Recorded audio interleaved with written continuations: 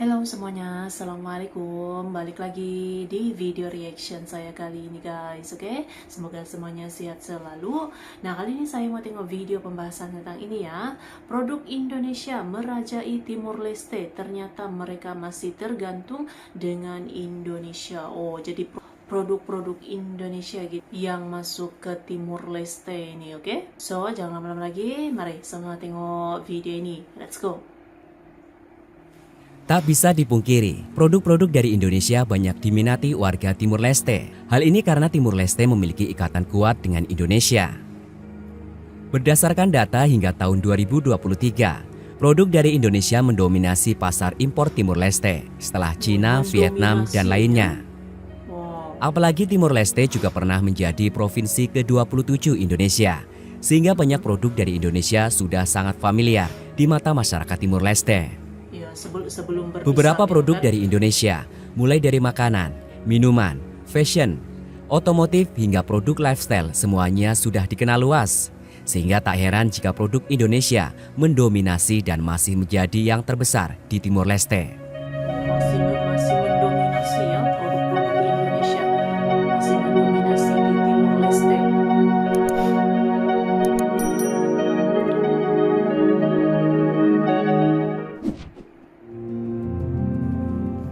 Produk logistik dan BUMN Indonesia merajai Timur Leste.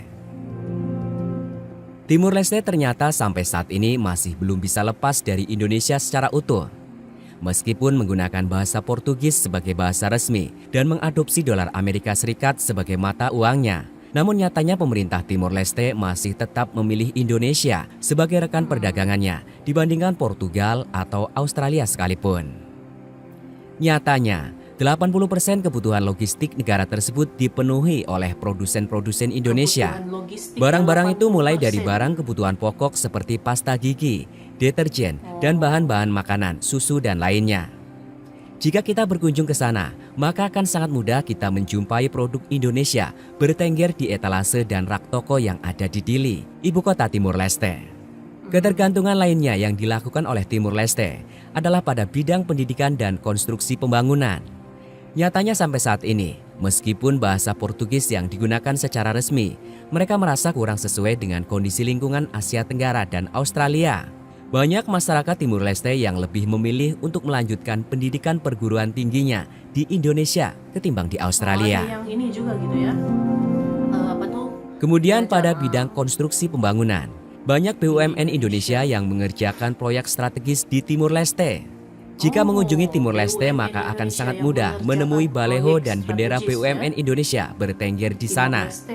Proyek strategis seperti pembangunan jalan, jembatan, bandara, hingga pembangkit listrik digarap oleh BUMN negeri seperti Wijaya Karya, Waskita, dan Brantas Api Praya.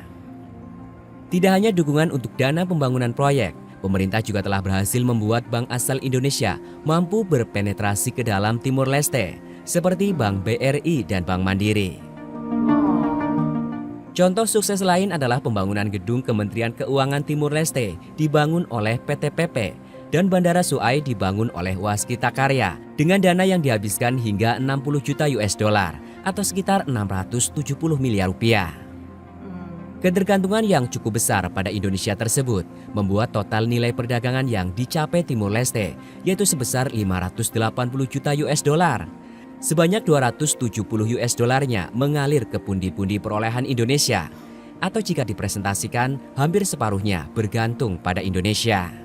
Hampir separuh ya bergantung dengan Indonesia.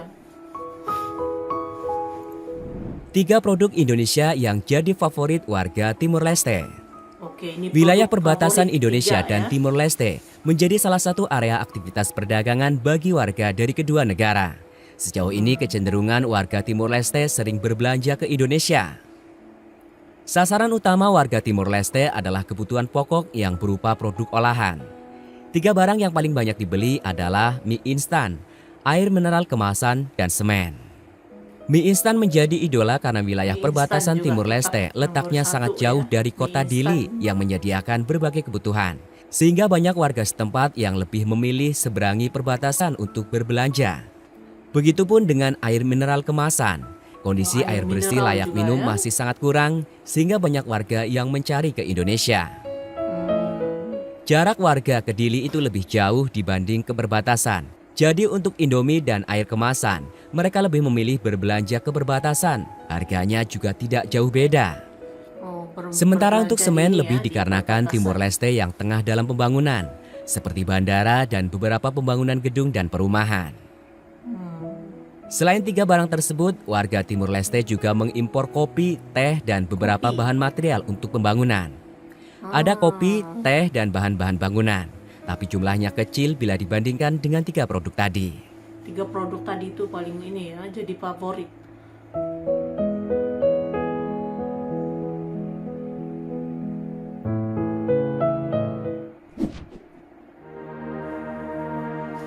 Sejarah lepasnya Timor Leste dari Indonesia.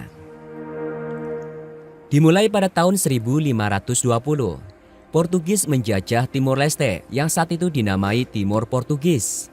Disusul oleh Jepang dan Belanda yang berusaha menguasai wilayah Timor Leste.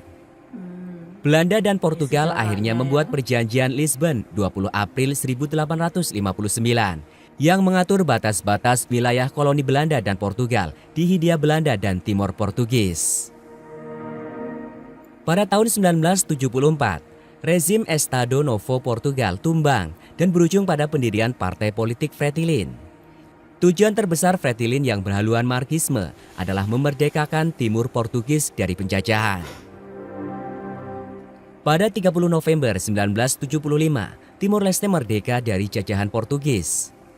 Namun hanya selang 2 hari, 3 partai politik pesaing Fretilin, yaitu Partai Kota, UDT, dan Apodeti yang pro-integrasi Indonesia, mendeklarasikan integrasi ke Indonesia. Peristiwa ini dikenal sebagai Deklarasi Balibo. Deklarasi ini menjadi sebuah legitimasi pemerintahan Orde Baru di bawah Soeharto yang saat itu menentang keras gerakan komunisme untuk menginvasi Timur Leste di bawah rezim Fretilin yang berhaluan kiri. Operasi ini disebut sebagai Operasi Seroja. Operasi Seroja. Invasi yang dilancarkan oleh Indonesia ini dibantu Australia, Inggris, dan Amerika karena ditakutkan jadi negara komunis. Pada tahun 1976, Timor Leste masuk ke Indonesia sebagai provinsi baru bernama Timor Timur. Di bawah kepemimpinan B.J. Habibie setelah diturunkannya rezim Soeharto, diadakan referendum pada 30 Agustus 1999 untuk menentukan apakah Timor Timur lepas dari Indonesia atau tidak. Hasil referendum menyatakan mayoritas rakyat Timor Timur ingin memerdekakan diri dari Indonesia. Terjadi gejolak konflik hingga pasukan penjaga perdamaian PBB untuk Timor Timur, Interfaith, turun tangan.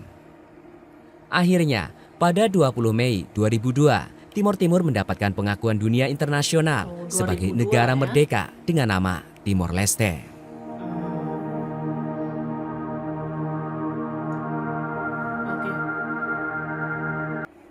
Jadi produk-produk Indonesia ya masih mendominasi Timor Leste. Itu banyak produk-produk yang disukai, yang memang jadi favorit, macam tadi mie instan, air mineral, dan yang lain-lain gitu ya. Dan juga proyek-proyek strategis di Timor Leste ini dibangunkan oleh BUMN Indonesia ini ya, macam pembangunan jalan, jembatan gitu ya. Sebab itulah juga produk-produk Indonesia pun masih lagi mendominasi, merajai Timor Leste gitu ya. Jadi masih ada kebergantungan gitu ya, Timor Leste pada Indonesia gitu. So, terima kasih banyak sebab kamu sudah menonton video ini. Jangan lupa macam biasa untuk support channel saya dengan subscribe, like video ini, dan jangan lupa untuk komen juga, oke? Terima kasih banyak dan kita jumpa lagi di video seterusnya. Assalamualaikum.